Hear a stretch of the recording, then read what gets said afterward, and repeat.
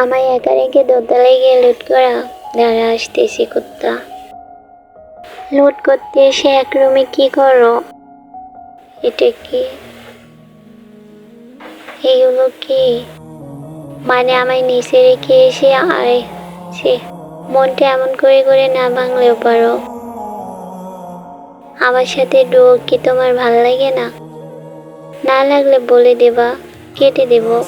আর তুমি তো আমার ভালোবাসার মানুষ, আমার সাথে এমন বেমানি কেমনে করো? গেমটা খেলার মোডই হারাই দেয় এমন করে করে।